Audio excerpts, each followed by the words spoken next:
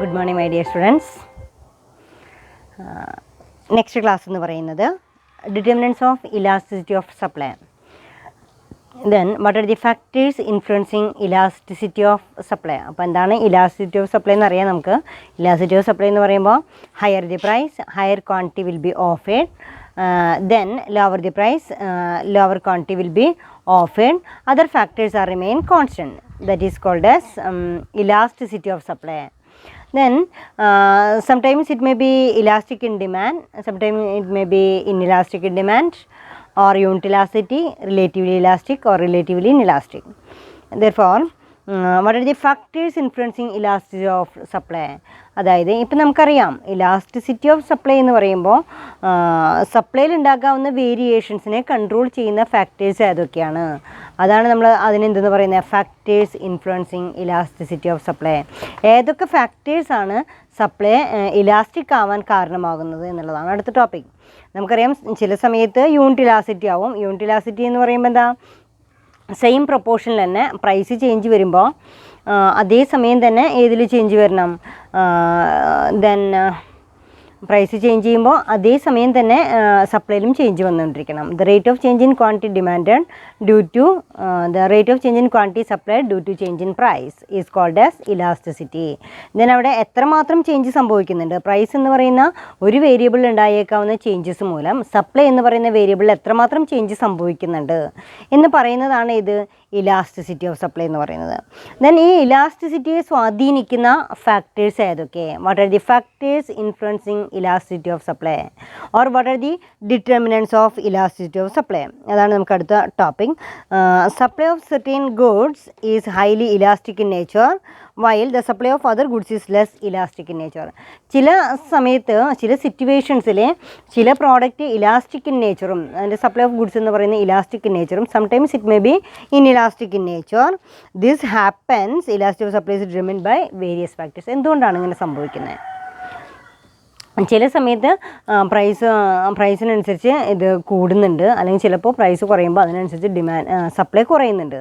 എന്തുകൊണ്ടാണിത് സംഭവിക്കുന്നത്? What are the factors influencing elasticity of supply. അപ്പോൾ നമ്മുടെ സബ്ജക്റ്റിൽ നമുക്ക് നെക്സ്റ്റ് ടോപ്പിക് എന്ന് പറയുന്നത് determinants of elasticity. ഡിറ്റർമിനൻറ്റ്സ്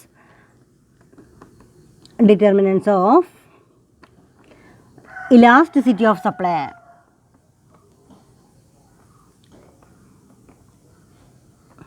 Determinants of elasticity of supply. Then determinants of elasticity of supply എന്ന് പറയുന്നത് what are the factors influencing the elasticity of supply, what are the factors influencing. Then first one is nature of commodity. First point is nature of commodity.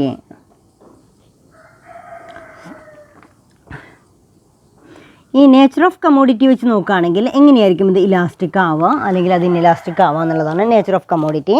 That means if commodity is perishable in nature supply will be inelastic. അതായത് മുഴുവനായിട്ട് നമ്മൾ എന്ത് ചെയ്യാണ്, അത് offer ചെയ്യാണ്, inelastic ആണ്. Price fluctuate ചെയ്യുന്നതിനനുസരിച്ച് ചിലപ്പോൾ കമ്മോഡിറ്റിയുടെ nature എന്ന് പറയുന്നത് ഡ്യൂറബിൾ കമ്മോഡിറ്റി ആയിരിക്കാം അല്ലെങ്കിൽ പെരിഷബിൾ കമ്മോഡിറ്റി ആയിരിക്കാം. പെരിഷബിൾ കമ്മോഡിറ്റി എന്ന് പറയുമ്പോൾ വളരെ പെട്ടെന്ന് തന്നെ കേടുവരുന്ന പ്രോഡക്റ്റുകളെയാണ് നമ്മൾ എന്ത് പറയുക, പെരിഷബിൾ കമ്മോഡിറ്റി എന്ന് പറയുക. Vegetables one of the example അല്ലേ, ഫ്രൂട്ട്സ് വെജിറ്റബിൾസ് ഒക്കെ കേടുവരാൻ സാധ്യതയുള്ള പ്രോഡക്റ്റുകളാണ്. ദെൻ പെരിഷബിൾ കമ്മോഡിറ്റിയുടെ നേച്ചർ നോക്കുകയാണെങ്കിൽ sometimes some commodities are perishable in nature or sometimes it may be durable in nature.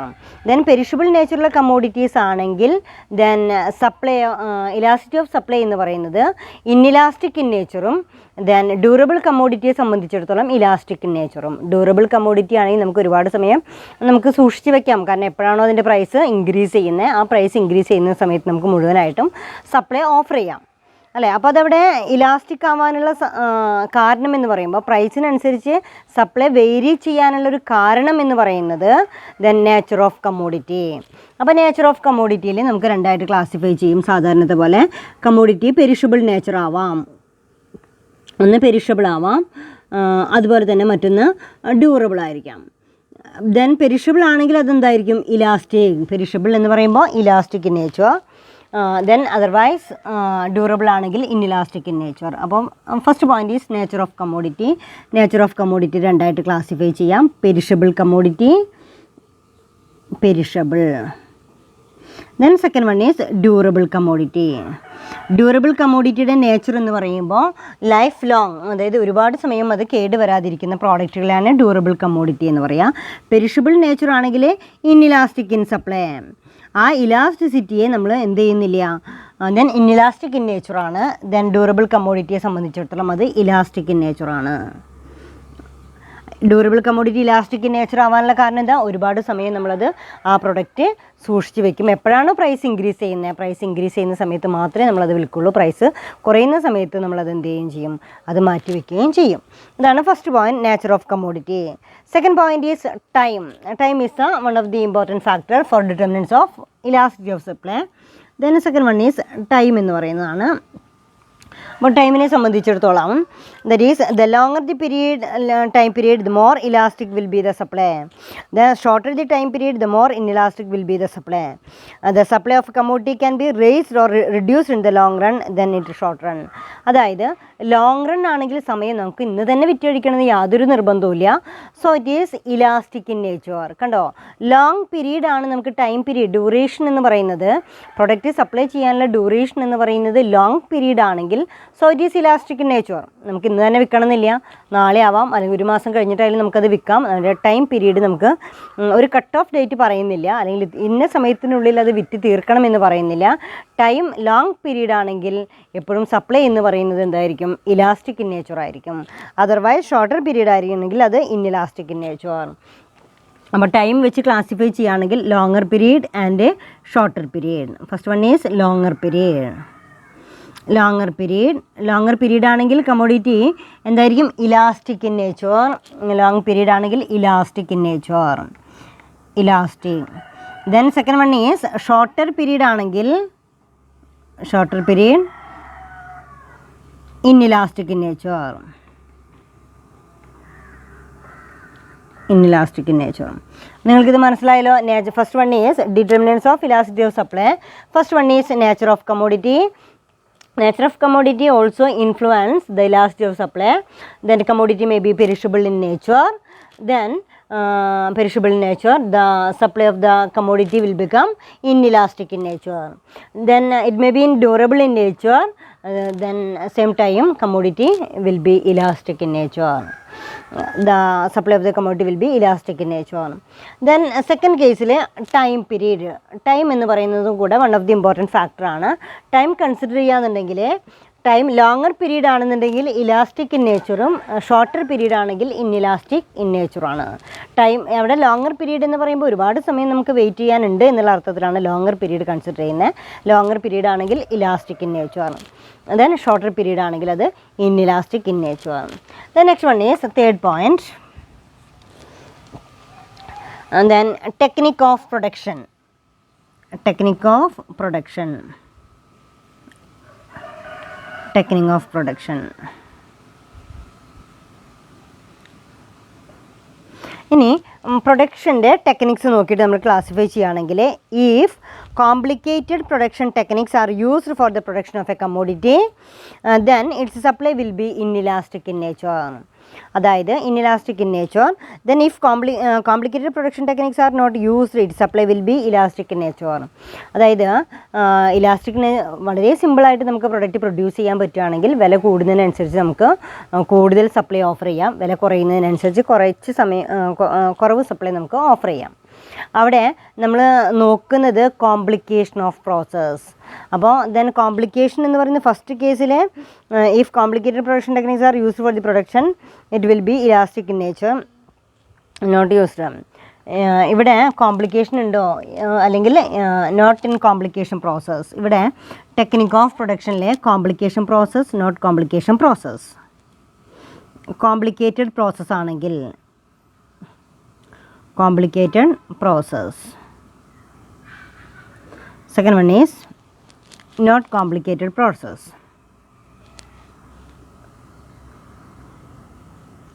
Not complicated process.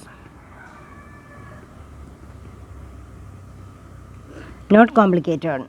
Then അവിടെ not complicated process ആണെന്നുണ്ടെങ്കിൽ then ഇവിടെ എന്തായിരിക്കും inelastic in nature. Inelastic in nature. Then not complicated process elastic in nature.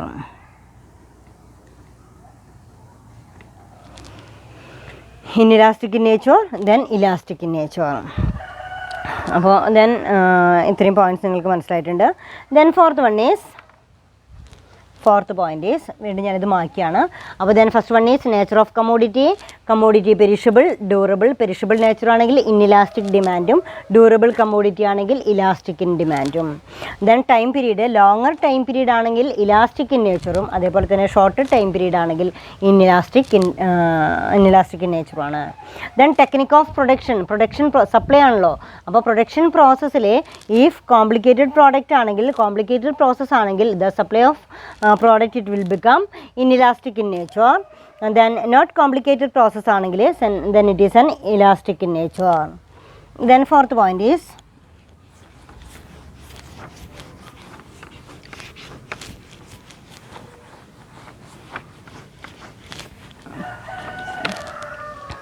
cost of production.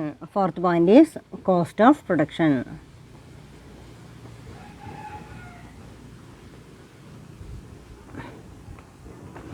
ഇനി next നമ്മൾ നോക്കേണ്ടത് cost of production ആണ്.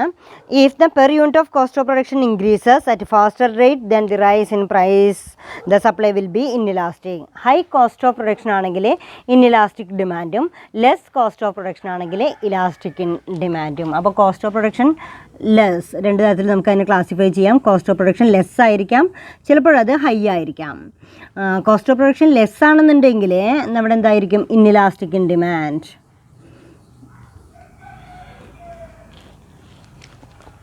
Then next point cost of production, if the per unit of production increases at a faster rate then the rise in price the supply it will be inelastic in nature. On the other hand, if the per unit cost of commodity increases very slowly in the response to price highs the supply will be elastic. Then avade first one is cost of production increases at a faster rate than the rise in the price the supply will be inelastic. On the other hand, if cost of production commodity increases very slowly then less ആണെന്നുണ്ടെങ്കിൽ elastic in നേച്ചറും then high ആണെങ്കിൽ inelastic in നേച്ചറും ആയിരിക്കും. നമുക്കതിനെ classify ചെയ്യാം. Cost of production comparatively less in the cost of production the supply it will become elastic in nature. Then cost of production is high, then same time the supply of the commodity will become inelastic in nature. The next one is fifth point is producer's expectation. Fifth point is producer's expectation.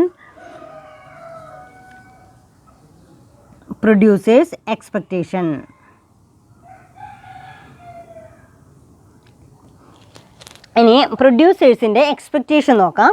That means if producers expect a rise in the price of a commodity in the future then they will cut down the present supply.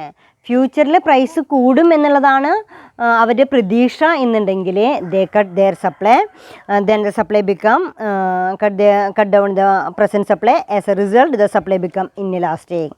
On the other hand, if the expected price of fall in the future they will rise the present supply, consequently supply become elastic. Then രണ്ട് തരത്തിലാണ്. Price is ഇവിടെ producers expectation, ഈ product produce ചെയ്യുന്നവരുടെ expectation നോക്കുകയാണെങ്കിൽ price is high in future, price is high, price is less. ഇപ്പോൾ രണ്ട് തരത്തിലാണ് നമ്മൾ അതിനെ ക്ലാസിഫൈ ചെയ്യുന്നത്.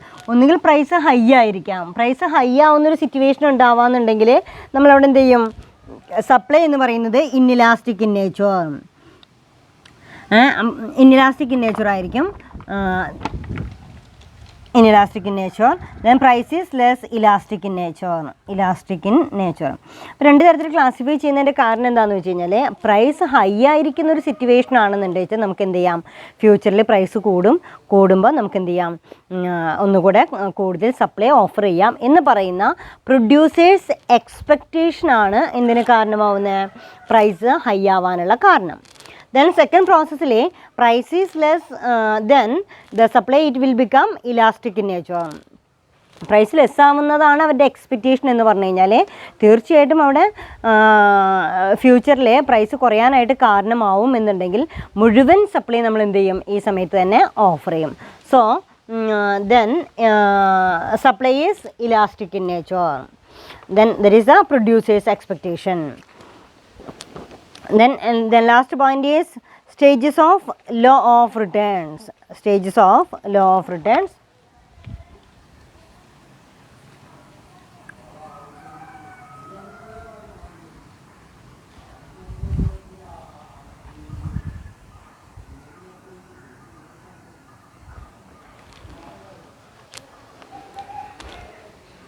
Stages of law of return നമ്മൾ പറയുന്ന പോയിന്റ് എന്താണെന്ന് വെച്ച് കഴിഞ്ഞാൽ if the law of diminishing returns is applied in an industry, its supply will be inelastic in nature. Then law of constant returns is applied, industry supply will be unitary elastic. If the law increasing returns is applied in industry, so is highly elastic. Then അവിടെ constant returns, stages of constant returns. ചില സിറ്റുവേഷനിലെ first സിറ്റുവേഷനിലെ diminishing returns ആവാം, second സിറ്റുവേഷനിലെ constant returns ആവാം, then increasing returns ആവാം. അപ്പോൾ അവിടെ stages അത് നിങ്ങൾക്ക് ഒന്നുകൂടെ വ്യക്തമായിട്ട് ഇനിയും പഠിക്കുമ്പോൾ നിങ്ങൾക്ക് മനസ്സിലാവും. Stages of law of returns നമുക്ക് കിട്ടുന്ന റിട്ടേണിനെ 3 ആയിട്ടാണ് അവിടെ ക്ലാസിഫൈ ചെയ്യുന്നത്. ആ 3 ക്ലാസിഫിക്കേഷനിലെ ഫസ്റ്റ് ക്ലാസിഫിക്കേഷനിൽ പറയുന്നത് ഡിമിനിഷിങ് റിട്ടേൺസ് ആണ്. ഡിമിനിഷിങ് റിട്ടേൺസിൽ കൂടുതൽ ഉപയോഗിക്കും തോറും നമ്മുടെ മാർജിനൽ യൂട്ടിലിറ്റി ഡിമിനിഷ് ചെയ്തുകൊണ്ടിരിക്കുന്നത് ഡിമിനിഷിങ് റിട്ടേൺസ്. സെക്കൻഡ് കേസിൽ കോൺസ്റ്റന്റ് റിട്ടേൺസ്. തേർഡ് കേസിൽ ഇൻക്രീസിങ് റിട്ടേൺസ്. ഈ 3 സ്റ്റേജസ് ആണ് ഇവിടെ പറയുന്നത്. ദെൻ ഇവിടെ പറയുന്നത് സ്റ്റേജസ് ഓഫ് ലോ ഓഫ് റിട്ടേൺസിൽ first case is diminishing returns, second case is constant returns, third case is increasing returns. Diminishing റിട്ടേൺസിനെ സംബന്ധിച്ചിടത്തോളം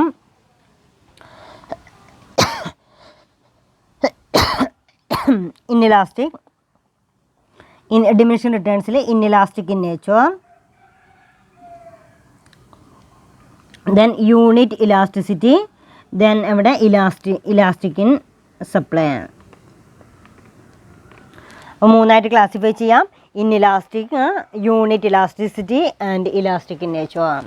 അപ്പോൾ ദെൻ ഡിറ്റർമിനൻസ് ഓഫ് സപ്ലൈ ആണ് നമ്മൾ പഠിച്ചുകൊണ്ടിരുന്നത്. Determinants of elasticity of supply. Determinants of elasticity of സപ്ലൈയിൽ what are the factors influencing elasticity of supply. Then first point is conclude ചെയ്യാം. First point is nature of commodity. Commodity may be perishable commodity or commodity may be durable commodity. Commodity may be perishable commodity ആണെങ്കിൽ then അവിടെ inelastic supply ആയിരിക്കും. Durable commodity ആണെങ്കിൽ അത് elastic supply ആയിരിക്കും. Then second കേസിൽ time period എന്ന് പറയുന്നത് then time it will become longer period and shorter period. Longer period elastic in demand, elastic in nature, shorter period inelastic in nature. Then technique of production, if it is more complicated, so the supply it will become inelastic in nature. Then more complicated, same time the technique of complicated the techniques of production, that is it is not complicated process, so it is elastic in nature. Then cost of production. Cost of production, it may be in high cost of production, then high cost of production, then the supply it will become inelastic in nature. Less cost of production, same time the product become elastic in nature. Then producers expectation. Producers expectation le producer എങ്ങനെ expect ചെയ്യുന്നത്? Producers expect ചെയ്യുന്നത് ഫ്യൂച്ചറിലെ price is high. ഫ്യൂച്ചറിൽ price high ആവാനായിട്ട് കാരണമാവുന്നുണ്ടെങ്കിൽ തീർച്ചയായിട്ടും അവിടെ എന്തായിരിക്കും? High price in future ആണെന്നുണ്ടെങ്കിൽ അവരെ സംബന്ധിച്ചിടത്തോളം പ്രൈസ് കൂടാനായിട്ട് സാധ്യതയുണ്ടെങ്കിൽ ദെൻ ഇൻഇലാസ്റ്റിക് ഇൻ ഡിമാൻഡാണ്. പ്രൈസ് കുറയാനാണ് കാരണമാവുക വെച്ചാൽ ദെൻ അവിടെ ഇലാസ്റ്റിക് ഇൻ ഡിമാൻഡ് ആയിരിക്കും. The last one is stages of returns. ചിലപ്പോൾ നമുക്ക് കിട്ടുന്ന റിട്ടേൺസിന് ഡിഫറെൻറ്റ് സ്റ്റേജസിലൂടെ നമുക്ക് ക്ലാസിഫൈ ചെയ്യാം. Then first stage is constant diminishing returns, second case is constant returns, third case is increasing returns. ഈ റിട്ടേൺസ് എന്ന് പറയുന്നത് നമുക്ക് കിട്ടുന്ന റിട്ടേൺസ് അത് ചില സിറ്റുവേഷനിൽ നമുക്ക് ഓരോ യൂണിറ്റും അഡീഷണൽ യൂണിറ്റുകളും നമ്മൾ പ്രൊഡ്യൂസ് ചെയ്യുന്തോറും നമുക്ക് കിട്ടുന്ന റിട്ടേൺ കുറഞ്ഞു വരികയാണെങ്കിൽ നമുക്കതിനെ ഡിമിനിഷിങ് റിട്ടേൺസ് എന്നാണ് പറയാം. അതല്ല നമുക്ക് കിട്ടുന്ന റിട്ടേൺസ് എല്ലാം തന്നെ കോൺസ്റ്റൻറ്റ്, അതായത് ഏതെങ്കിലും ഒരു വേരിയബിൾ ഇൻക്രീസ് ചെയ്ത് കഴിഞ്ഞാൽ സെയിം ടൈം റിട്ടേണും അതേ സമയം അതേ പ്രൊപ്പോർഷനിൽ തന്നെ വേരി ചെയ്യുകയാണെന്നുണ്ടെങ്കിൽ അതിന് നമ്മൾ എന്താ പറയുക, കോൺസ്റ്റൻറ്റ് റിട്ടേൺസ് എന്നുള്ള പേരിലാണ് പറയപ്പെടുക. ദെൻ നെക്സ്റ്റ് വൺ ഈസ് നമ്മൾ ഒരു യൂണിറ്റ് പോലും ഒരു ഇൻപുട്ട്, ഒരു ലാബർ എന്ന് പറയുന്ന ഒരു ഇൻപുട്ട് ആഡ് ചെയ്യപ്പെട്ട് കഴിഞ്ഞാൽ തീർച്ചയായിട്ടും അതിൻ്റെ ഔട്ട്പുട്ടും അതിനനുസരിച്ച് മാറ്റം വരുന്നുണ്ടെങ്കിൽ so it is also called as increasing returns. അപ്പോൾ 3 സ്റ്റേജസ് ആയിട്ടാണ് നമ്മളവിടെ ക്ലാസിഫൈ ചെയ്യുന്നത്. ഫസ്റ്റ് സ്റ്റേജിനെ നമ്മൾ ഡിമിനിഷിങ് റിട്ടേൺസ് എന്നും, സെക്കൻഡ് സ്റ്റേജിനെ കോൺസ്റ്റൻറ്റ് റിട്ടേൺസ് എന്നും, തേർഡ് സ്റ്റേജിനെ ഇൻക്രീസിങ് റിട്ടേൺസ് എന്നും പറഞ്ഞിട്ട് ക്ലാസിഫൈ ചെയ്യുന്നു. ദെൻ ഫസ്റ്റ് സ്റ്റേജിൽ ദെൻ ഡിമിനിഷിങ് റിട്ടേൺസ് ആണെങ്കിൽ അവിടെ പ്രോസസ്സ് എന്ന് പറയുന്നത് ഡിമിനിഷിങ് റിട്ടേൺസ് ആണെന്നുണ്ടെച്ചാൽ then inelastic in nature. Then second one is constant returns, so it is unit elasticity. And third one is elastic in nature എന്നാണ് പറയുന്നത്. Elastic in nature എന്ന് പറയുമ്പോൾ increasing returns ആണെങ്കിൽ then it may B supply become elastic in nature. These are the factors influencing elasticity of supply, or what are these are the factors, or what are the these are the determinants of elasticity of supply. അപ്പോൾ ഇത്രയും പറഞ്ഞു കഴിഞ്ഞപ്പോൾ കുട്ടികൾക്ക് ഇലാസ്റ്റിസിറ്റിയെ കുറിച്ച് വ്യക്തമായിട്ട് മനസ്സിലായിട്ടുണ്ടാവും. നിങ്ങൾ text ബുക്കിൽ അത് കാണില്ല, പക്ഷേ ഈ പോയിന്റുകൾ കൂടെ നിങ്ങൾ ടെക്സ്റ്റ് നോട്ട് ബുക്കിൽ കുറിച്ച് വയ്ക്കാം. ദെൻ നെക്സ്റ്റ് ടോപ്പിക്,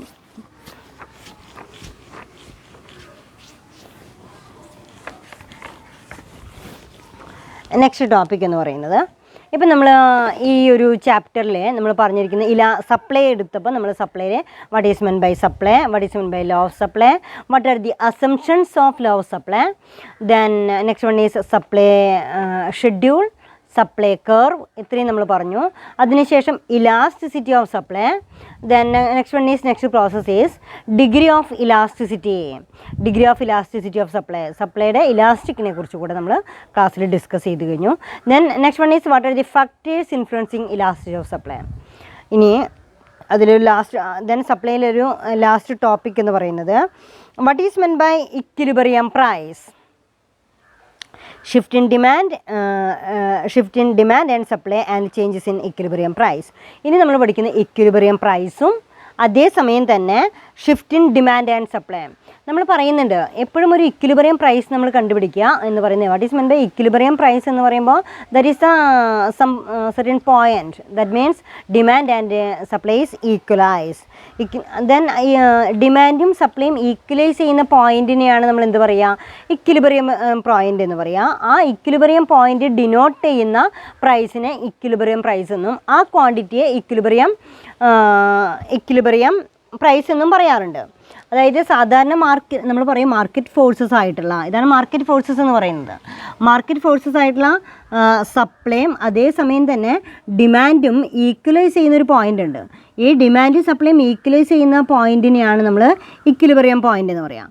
ഈ ഇക്വിലിബ്രിയം പോയിൻറ്റിൽ ദെൻ ഇതായിരിക്കും അതിൻ്റെ ഇക്വിലിബ്രിയം പ്രൈസ്, ഇതായിരിക്കും അതിൻ്റെ ഇക്വിലിബ്രിയം ക്വാണ്ടിറ്റി എന്ന് പറയുന്നത്. ഇതാണ് ഇക്വിലിബ്രിയം എന്ന് പറയുന്നത്. അപ്പോൾ എപ്പോഴും നിങ്ങളത് ആലോചിച്ച് നോക്കി നിങ്ങൾക്ക് മനസ്സിലാവും. മാർക്കറ്റ് ഫോഴ്സസ് എന്ന് പറയുന്നത് ഒരു പ്രൈസ് ഫിക്സ് ചെയ്യുന്ന മാർക്കറ്റ് ഫോഴ്സസ്, എത്ര ക്വാണ്ടിറ്റി വിൽക്കണമെന്ന് തീരുമാനിക്കുന്ന മാർക്കറ്റ് ഫോഴ്സസ്. ഇതെന്ന് പറയുന്നത് ഡിമാൻഡും സപ്ലൈയും ഈക്വലൈസ് ചെയ്യുന്ന പോയിൻ്റാണ്. നമ്മൾ എത്രമാത്രം യൂണിറ്റ് ഓഫർ ചെയ്യുന്നുണ്ടോ, കസ്റ്റമേഴ്സ് എത്രമാത്രം ആ പ്രൊഡക്റ്റ് ആവശ്യപ്പെടുന്നുണ്ടോ, അത് രണ്ടും ഈക്വലൈസ് ചെയ്യുന്ന പോയിൻറ്റിനെയാണ് നമ്മൾ ഇക്വിലിബ്രിയം പോയിൻ്റ് എന്ന് പറയാം. അതല്ല സപ്ലൈ കൂടുതലാണ്, ചില സമയത്ത് സപ്ലൈ കൂടുകയാണെങ്കിൽ എക്സസ് സപ്ലൈ വരും, അത് ബിസിനസ്സിന് അഡ്വേഴ്സ് ഇഫക്റ്റാണ് ഉണ്ടാവുക. അല്ലെങ്കിൽ എക്സസ് ഡിമാൻഡ് ഉണ്ടായിക്കഴിഞ്ഞാലും ബിസിനസ്സിനെ അഫക്റ്റ് ചെയ്യും. എക്സസ് ഡിമാൻഡ് എന്ന് പറയുമ്പോൾ ഷോർട്ടേജ് ഓഫ് സപ്ലൈ ആണ് എക്സസ് ഡിമാൻഡിന് കാരണം, അല്ലേ? അപ്പോൾ അവിടെ എക്സസ് സപ്ലൈക്ക് കാരണം ഷോർട്ടേജ് ഓഫ് ഡിമാൻഡാണ് എക്സസ് സപ്ലൈ വരാനുള്ള കാരണം. ദെൻ അവിടെ എക്സസ് സപ്ലൈ ആവാം, അല്ലെങ്കിൽ എക്സസ് ഡിമാൻഡ് ആയിരിക്കാം. അപ്പോൾ അവിടെ എക്സസ് ഡിമാൻഡും എക്സസ് സപ്ലൈയും എന്നൊക്കെ പറയുന്നത് തീർച്ചയായിട്ടും ബിസിനസ്സിനെ സംബന്ധിച്ചിടത്തോളം അതെന്തായിരിക്കും, ഒരു അഡ്വേഴ്സ് ഇഫക്റ്റാണ് അവിടെ സംഭവിക്കാം. അപ്പോൾ അപ്പോൾ എങ്ങനെയാണ് നമ്മളൊരു ഷിഫ്റ്റ് ഇൻ ഡിമാൻഡ്, അതായത് ഡിമാൻഡ് വ്യത്യാസം വരാം, സപ്ലൈ വ്യത്യാസം വരാം, ഷിഫ്റ്റ് ഇൻ ഡിമാൻഡ് ആവാം, അതേപോലെ തന്നെ ഷിഫ്റ്റ് ഇൻ സപ്ലൈ ആയിരിക്കാം. എങ്ങനെയാണെങ്കിലും നമ്മളവിടെ എങ്ങനെയാണ് അതിൻ്റെ ഇക്വിലിബ്രിയം പ്രൈസ് ഫിക്സ് ചെയ്യുന്നത് എന്നുള്ളതാണ്. അപ്പോൾ then next one is what is meant by equilibrium. Equilibrium means balance, that means equality. Equilibrium means balance or equality. It is the position of rest. എന്താ പറയുക? It is the position of rest. It is a position from which there won't be tendency to change. At the equilibrium point, the forces that determine the equilibrium would be in balance or equal. then equilibrium price be the point at which the forces that determine price would be in the balance or equal.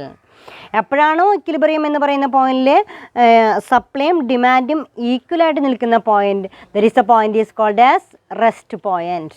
That is the point of balance. That is called as equilibrium. Then prices determine the forces of demand and supply. അപ്പോൾ നമുക്കിവിടെ പഠിക്കേണ്ടത് what is meant by equilibrium. What is meant by equilibrium price. എന്നോട് not ചെയ്യാം. Equilibrium price is the price at which demand and supply are equal. The quantity demanded and supplied will be equal at the equilibrium price. Then അവിടെ എന്താ പറയുക, equilibrium price is the price. Equilibrium price is the price at which demand and supply are equal. Equilibrium price എന്ന് പറഞ്ഞാൽ എന്താ, ഡിമാൻഡും സപ്ലൈയും equalise ചെയ്യുന്ന പോയിന്റിനെയാണ് നമ്മൾ എന്താ പറയുക, ഇക്വിലിബ്രിയം പ്രൈസ് എന്ന് പറയുന്നത്. അപ്പോൾ ക്ലിയർ ആണല്ലോ. What is meant by equilibrium price. ഞാൻ ആ ഒരു പ്രൈസ് തന്നെയാണ് ഒരു ഗ്രാഫിക്കൽ പ്രസൻറ്റേഷനിലൂടെ നിങ്ങൾക്ക് കാണിച്ചു തന്നെ. ദെൻ അവിടെ നമുക്കിനി എഴുതാം what is meant by equilibrium price.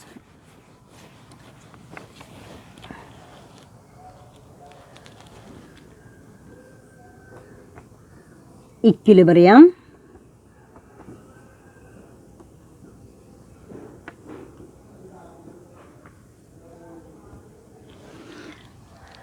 what is meant by equilibrium price. Equilibrium price le equilibrium price is the price at which demand and supply are equal. What is meant by equilibrium price? Equilibrium price is at which demand and supply are equal. The quantity demanded and supplied will be equal at the equilibrium price. എന്താ പറയുക, the quantity demanded and supply will be equal at the equilibrium price.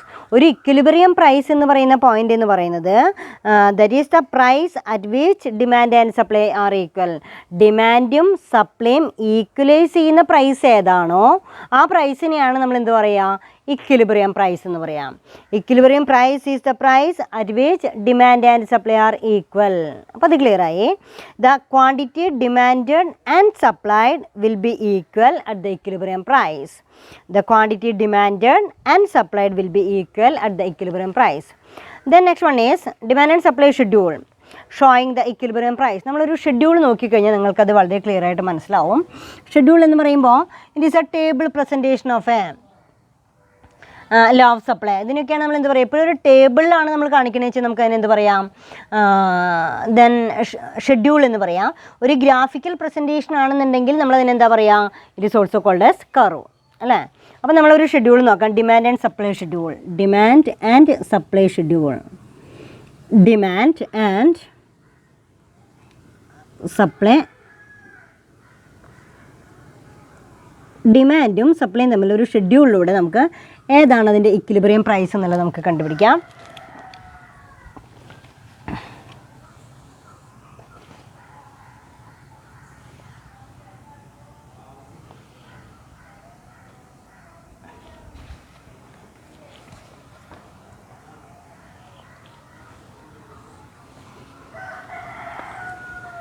അവിടെ product X. Then next one is quantity demanded, quantity supplied, quantity demanded and quantity supplied. Price of eggs.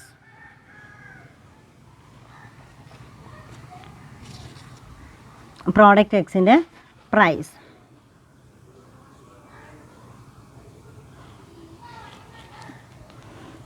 One, 2, 3, 4, 5.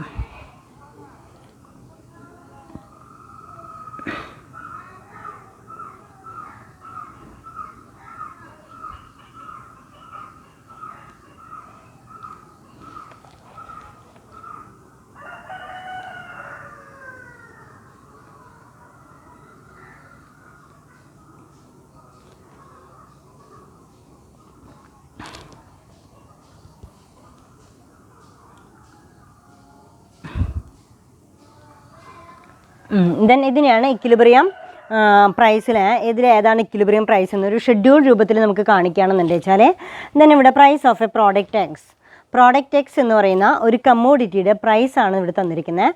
Then price 1 rupees, 2 rupees, 3 rupees, 4, 5 etcetera. Then quantity demanded മാർക്കറ്റിൽ 1 രൂപയാണെങ്കിൽ 500 യൂണിറ്റും അവരെന്ത് ചെയ്യും? അതാണ് ഇവിടെ എന്ത് വ്യത്യാസം. ഇവിടെ നിങ്ങൾക്ക് നോക്കിയാൽ അറിയും പ്രൈസും ക്വാണ്ടിറ്റി ഡിമാൻഡും തമ്മിലുള്ള റിലേഷൻഷിപ്പ് എന്ന് പറയുന്നത് എല്ലായ്പ്പോഴും ദെൻ ഇൻവേഴ്സ് റിലേഷൻഷിപ്പാണ് ഓർ ഇൻഡയറക്റ്റ് റിലേഷൻഷിപ്പാണ്. പ്രൈസും ഡിമാൻഡും തമ്മിൽ ഇൻവേഴ്സ് റിലേഷൻഷിപ്പാണ്, ഇൻഡയറക്റ്റ് റിലേഷൻഷിപ്പാണ്. Price increases, demand decreases. Price increases, demand decreases. അറിയാലോ, പ്രൈസ് 1 എന്നുള്ളത് 1 rupees ആണെങ്കിൽ 500 യൂണിറ്റും അവിടെ എന്ത് ചെയ്യും? ഡിമാൻഡ് ചെയ്യുമായിരുന്നു. ദെൻ പ്രൈസ് 2 rupees ആയപ്പോൾ 400 ഡിമാൻഡ് കുറഞ്ഞു. പ്രൈസ് 3 rupees ആയപ്പോൾ 300 ആയി. 4 ആയപ്പോൾ 200 ആയി. 5 ആയി. പ്രൈസ് ഇൻക്രീസ് ചെയ്യും തോറും ഡിമാൻഡ് ഡിക്രീസ് ചെയ്യുന്നു. അപ്പോൾ പ്രൈസും ക്വാണ്ടിറ്റി ഡിമാൻഡും തമ്മിലുള്ള റിലേഷൻഷിപ്പ് എന്ന് പറയുന്നത് എല്ലായ്പ്പോഴും ഇൻവേഴ്സ് റിലേഷൻഷിപ്പാണ് ഓർ ഇൻഡയറക്റ്റ് റിലേഷൻഷിപ്പാണ്. എന്നാൽ ക്വാണ്ടിറ്റി സപ്ലൈ ചെയ്യുന്നതുമായിട്ട് നോക്കുകയാണെങ്കിൽ ദെൻ അവിടെ 1 rupees 100, 2 rupees 200, 3 rupees 300, 4 rupees 400, 5 rupees 500. അതായത് വില കൂടുന്തോറും പ്രൊഡ്യൂസറെ സംബന്ധിച്ചിടത്തോളം അവരെന്ത് ചെയ്യുന്നു? മാക്സിമം പ്രൊഡക്റ്റും വിറ്റഴിക്കാനായിട്ടുള്ള ഒരു ശ്രമം ഉണ്ടായിരിക്കും. മാക്സിമം പ്രൊഡക്റ്റും അവരെന്ത് ചെയ്യും? മാർക്കറ്റിലേക്ക് ഓഫർ ചെയ്യുകയാണ് ചെയ്യുക. അവിടെ പ്രൈസും അതുപോലെ തന്നെ ക്വാണ്ടിറ്റി സപ്ലൈഡും തമ്മിലുള്ള റിലേഷൻഷിപ്പ് എന്ന് പറയുന്നത് in the case of supply സംബന്ധിച്ചിടത്തോളം പ്രൈസും സപ്ലൈയും തമ്മിലുള്ള റിലേഷൻഷിപ്പ് എന്ന് പറയുന്നത് പോസിറ്റീവ് റിലേഷൻഷിപ്പാണ്. അതാണ് ലോ ഓഫ് ഡിമാൻഡും ലോ ഓഫ് സപ്ലൈയും തമ്മിലുള്ള വ്യത്യാസം. അപ്പോൾ ലോ ഓഫ് ഡിമാൻഡിലെ higher the price lower quantity will be എന്താ പറയുക, ലോ ഓഫ് ഡിമാൻഡിലെ higher the price lower quantity will be demanded, lower price higher quantity will be demanded. Other factors are remain constant. Same time, law of supply, higher the price, higher quantity will be demanded, lower price, lower quantity will be demanded. Other factors are remain constant. ഈ 2 കോൺസെപ്റ്റുകളാണ് നമ്മൾ എന്ത് പറയുന്നത്? Law of demand എന്നും അതേപോലെ തന്നെ law of supply എന്നുള്ള പേരിലും അറിയപ്പെടുന്നത്. ദെൻ നെക്സ്റ്റ് വൺ ഈസ് നമുക്കിതിൽ നമ്മളോട് പറഞ്ഞത് ഇക്വിലിബ്രിയം പ്രൈസാണ്. Equilibrium price is the price at which demand and supply are equal. ഡിമാൻഡും സപ്ലൈയും ഈക്വലൈസ് ചെയ്യുന്ന പോയിൻ്റ് ഏതാണോ that point is called as equilibrium point. That price is also called as equilibrium price. ഇവിടെ ഡിമാൻഡും സപ്ലൈയും ഈക്വലൈസ് ചെയ്യുന്ന point എന്ന് പറയുന്നത് കണ്ടോ, ദെൻ ഇതായിരിക്കും അവിടെ എന്താ പറയും? Equilibrium point. That is the point that is equilibrium price. അപ്പോൾ ഈ ഒരു പോയിൻറ്റിനെയാണ് നമ്മൾ എന്ത് പറയുക? ഇക്വിലിബ്രിയം പ്രൈസ് എന്ന് പറയുന്നത്. ഇതാണ് ഇ എന്ന് പറയുന്നത് ഡിനോട്ട് ഇക്വിലിബ്രിയം പ്രൈസ്. അപ്പോൾ equilibrium price, what is meant by equilibrium price? Equilibrium price is the price at which quantity demanded and at which demand and supply are equal. Quantity demanded and quantity supplied are equal. That price is called as equilibrium price. The quantity demanded and supplied will be equal at the equilibrium price. ആ equilibrium പ്രൈസിലായിരിക്കും quantity demand. അപ്പോൾ ഇവിടെ equilibrium price എന്ന് പറയുന്നത് 1 രൂപയാണോ, 2 രൂപയാണോ, 3 രൂപയാണോ, 4 രൂപയാണോ, 5 രൂപയാണോ? ഏതായിരിക്കും ഇതിൻ്റെ equilibrium price എന്ന് പറയുന്നത്? ഡിമാൻഡും സപ്ലൈയും ഈക്വലൈസ് ചെയ്ത് നിൽക്കുന്ന പോയിൻ്റ് ഏതാണോ ആ പ്രൈസ് ഏതാണോ? ഏതിലാണ് ഡിമാൻഡും സപ്ലൈയും ഈക്വലൈസ് ചെയ്യുന്നത്? At the rate of ₹3.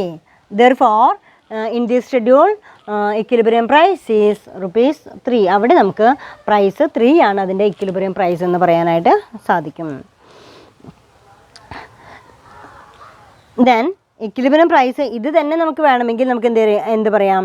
Equilibrium price അതുപോലെ തന്നെ ഇക്വിലിബ്രിയം ക്വാണ്ടിറ്റിയും കണ്ടുപിടിക്കാനായിട്ട് ഇത് തന്നെ ഒരു ഡിമാൻഡ് ആൻഡ് സപ്ലൈ ഷെഡ്യൂൾ എന്നുള്ളതിന് ഡിമാൻഡ് ആൻഡ് സപ്ലൈ കർവ് ഒരു ഗ്രാഫിക്കൽ പ്രസൻറ്റേഷനിലൂടെ കാണിക്കുകയാണെങ്കിൽ നമുക്കതിന് എന്തെന്ന് പറയാനായിട്ട് സാധിക്കും? Demand and supply curve. കണ്ടോ, demand and supply curve. Same time അതെന്തായിരിക്കും? ഗ്രാഫിക്കൽ റെപ്രസെൻറ്റേഷനിലൂടെ കാണിക്കുകയാണെന്നുണ്ടെങ്കിൽ അതിന് ദെൻ ഇവിടെ നമ്മൾ സാധാരണത്തെ പോലെ തന്നെ എക്സ് ആക്സിസും വൈ ആക്സിസും 0. ദെൻ ഇത് there is a supply curve. Same time തന്നെ അവിടെ ഒരു ഡിമാൻഡ് കർവ് വരുന്നുണ്ട്. Demand curve. സപ്ലൈയും ഡിമാൻഡും ഈക്വലൈസ് ചെയ്യുന്നൊരു പോയിൻ്റ് ഉണ്ട്. ആ ഒരു പോയിൻറ്റിന് നമ്മൾ എന്തെന്ന് പറയുന്നു? പ്രൈസ് എന്ന് പറയുന്നു. അപ്പോൾ ഇവിടെ 10 rupees, 20 rupees, 30 rupees, 40 rupees, 50 rupees, 60, 70, 80 എന്നൊക്കെ കൊടുക്കാം.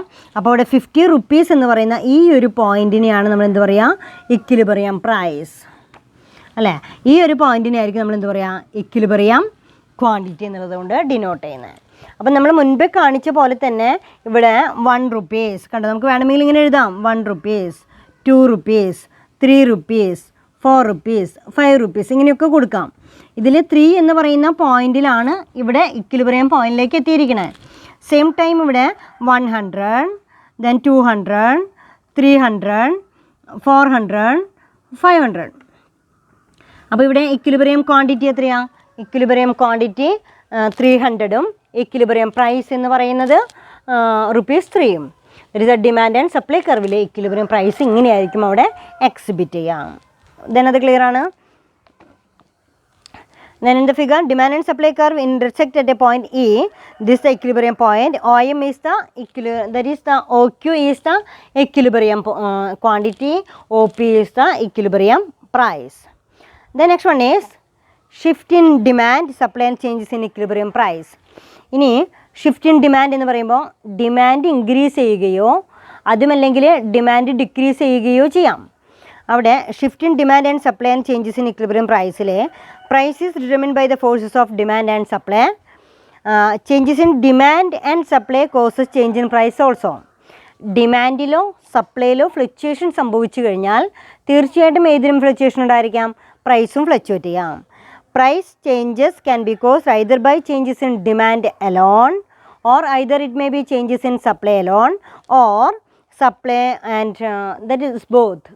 ഒന്നുകിൽ ഡിമാൻഡ് മാത്രം ഫ്ലക്ച്വേറ്റ് ചെയ്ത് കഴിഞ്ഞാൽ, അപ്പോൾ ഈ നിൽക്കുന്ന ഡിമാൻഡ് എന്ന് പറയുന്നത് ഡിമാൻഡ് ഒന്നും കൂടെ കൂടിക്കഴിഞ്ഞാൽ നമുക്ക് പോയിൻ്റ് മാറി, കണ്ടോ, ഇക്വിലിബ്രിയം പോയിൻ്റ് മാറി. അപ്പോൾ ഡിമാൻഡ് കൂടുകയോ അല്ലെങ്കിൽ സപ്ലൈയിൽ നമുക്ക് എന്തെങ്കിലും വേരിയേഷൻ സംഭവിക്കുകയോ ചെയ്യാം. സപ്ലൈ കൂടാം, കണ്ടോ, സപ്ലൈ കൂടുമ്പോൾ നമുക്കവിടെ ആ ഒരു പോയിൻ്റ് വ്യത്യാസം വരും. അപ്പോൾ ഒന്നുകിൽ നമുക്ക് ഇവിടെ പറയുന്നത് shift in demand and supply and changes in equilibrium price. That means price changes can be caused either by shift in demand or shift in demand alone or changes in supply alone or both. ഇത് രണ്ടും കൂടിയോ നമുക്കവിടെ changes വരുത്താനായിട്ട് സാധിക്കും. Then next one is shift in demand and changes in equilibrium price. Then ഇവിടെ നമുക്ക് ആദ്യം shift in demand changes in equilibrium price ആദ്യം നമുക്ക് ഒന്ന് മാത്രമായിട്ട് പഠിക്കാം. അതായത് shift in demand.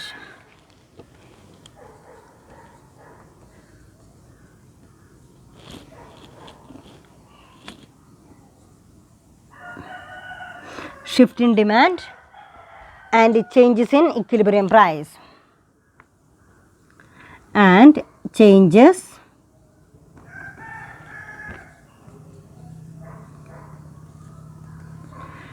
In equilibrium price. Then ആ ഒരു എക്സാമ്പിൾ നമുക്ക് നോക്കുകയാണെങ്കിൽ ഷിഫ്റ്റ് ഇൻ ഡിമാൻഡ് എന്ന് പറയുന്നത്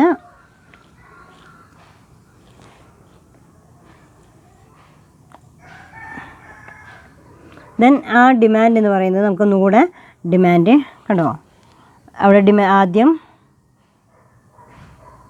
ഇതായിരുന്നു ഇക്വിലിബ്രിയം പ്രൈസ്, ഇതാണ് ക്യൂ എന്ന് പറയുന്നത്. ഡിമാൻഡ് കൂടിക്കഴിഞ്ഞാൽ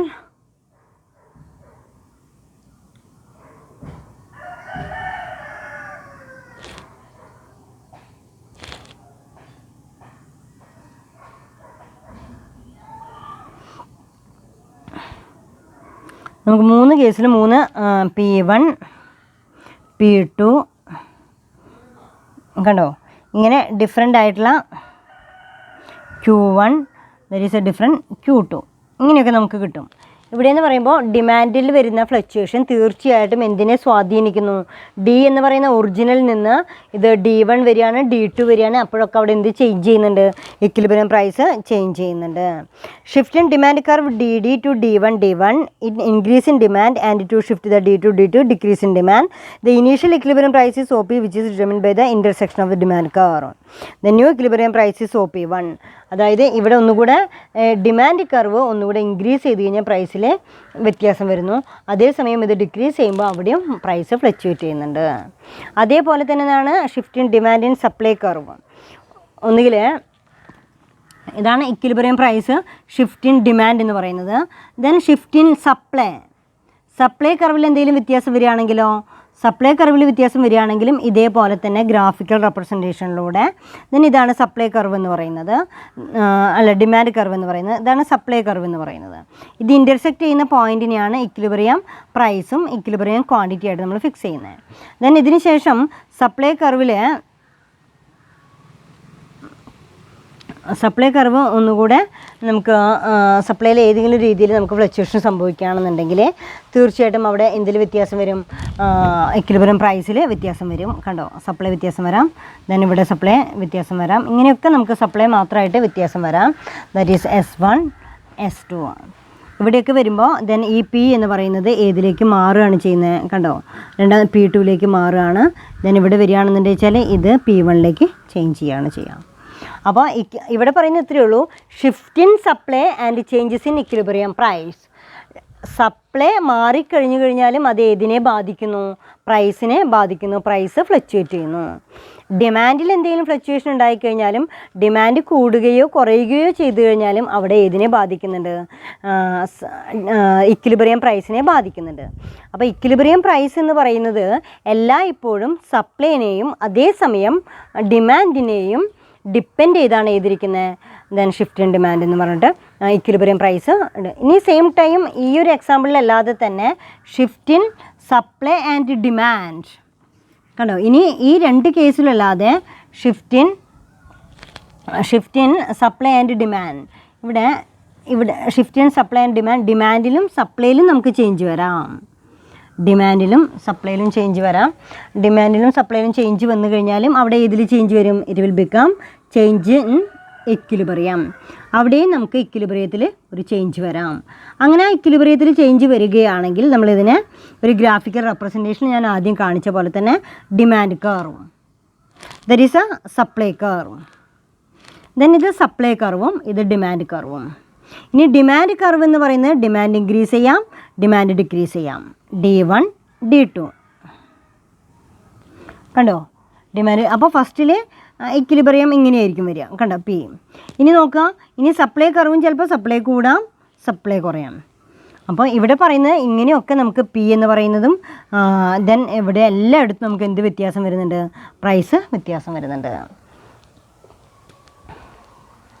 അപ്പോൾ ഇക്വിലിബ്രിയം പ്രൈസോ ഇക്വിലിബ്രിയം ക്വാണ്ടിറ്റിയോ ഏതിനനുസരിച്ച് വാരി ചെയ്തുകൊണ്ടിരിക്കും, ദെൻ ഇതിനനുസരിച്ച് വാരി ചെയ്തുകൊണ്ടിരിക്കും. അതായത് ഡിമാൻഡിനോ അതേപോലെ തന്നെ സപ്ലൈക്കോ അനുസരിച്ച് വേരിയേഷൻ സംഭവിച്ചുകൊണ്ടേയിരിക്കും. അപ്പോൾ ഇത്രയാണ് നമുക്ക് മനസ്സിലാക്കാനുള്ള. അപ്പോൾ ഈ ഒരു ടോപ്പിക്കോട് കൂടി നമുക്ക് സപ്ലൈ എന്ന് പറയുന്നൊരു ടോപ്പിക്ക് നമുക്കിവിടെ അവസാനിക്കുകയാണ്. അപ്പോൾ എന്തൊക്കെ കാര്യങ്ങളാണ് സപ്ലൈയിൽ പഠിച്ചിട്ടുള്ളത് നമുക്കൊന്ന് കൺസോൾഡേറ്റ് ചെയ്ത് നോക്കാം. ഏതൊക്കെയാണ് നമ്മൾ പഠിച്ചിരിക്കുന്ന point? What is meant by supply? Something is offered for sale in a particular time in a particular market etcetera, that is called as supply. Then next one is, അപ്പോൾ അവിടെ നമ്മൾ എന്താണ് സപ്ലൈ എന്ന് പറഞ്ഞു. Then next one is law of supply. Higher the price higher quantity will be offered, lower the price lower quantity will be offered, other factors are remain constant, that is called as law of supply. What is meant by elasticity of supply? Elasticity, the rate of change in quantity supplied due to change in price, that is called as elasticity of supply. The responsiveness of quantity supplied due to change in price, that is called as elasticity of supply. Then what are the techniques used for elasticity of supply? What are the degrees of elasticity of supply?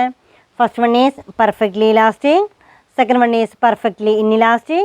Third one is unit elasticity. Fourth one is relatively elastic and relatively inelastic. First one is perfectly elastic. Perfectly elastic when there is a change in, when there is no change in price, but there is a significant change in quantity supplied, that is called as perfectly elastic in elastic supply. That is elasticity is equal to infinite. Second കേസിൽ നമ്മൾ പറയുന്നത് perfectly inelastic in nature. Perfectly inelastic in nature when there is a change in price, there is no change in quantity supplied, that is called as perfectly inelastic supply. Same time elasticity will become 0. Then what is meant by unit elasticity? When there is a change in price, there will be corresponding or equally proportionate change in quantity supplied. That is called as unit elasticity. That is, elasticity is equal to 1. Then next one is relatively elastic in demand. Relatively elastic when there is a change in price, there is a significant the more than proportionate change in quantity supplied, that is called as relatively elastic in demand. Last one is relatively inelastic. When there is a change in price less than proportionate change in quantity supplied, that is called as relatively inelastic supply. Degrees padichu, proportionate padichu, then itriyum kanjayinu shesham last what are the factors influencing elasticity of supply, that is called as determinants of supply. Then next topic, shift in demand, shift in supply, shift in demand, equilibrium price. അപ്പോൾ ഇത്രയും നമ്മൾ last ക്ലാസ്സുകൾ നമ്മൾ പഠിച്ചിട്ടുണ്ട്. എല്ലാം വായിച്ചു നോക്കുക. സംശയങ്ങളൊക്കെ ഉണ്ടെങ്കിൽ നമുക്ക് ഇൻട്രാക്ഷൻ പീരീഡിൽ സോൾവ് ചെയ്യാം. Okay, thank you.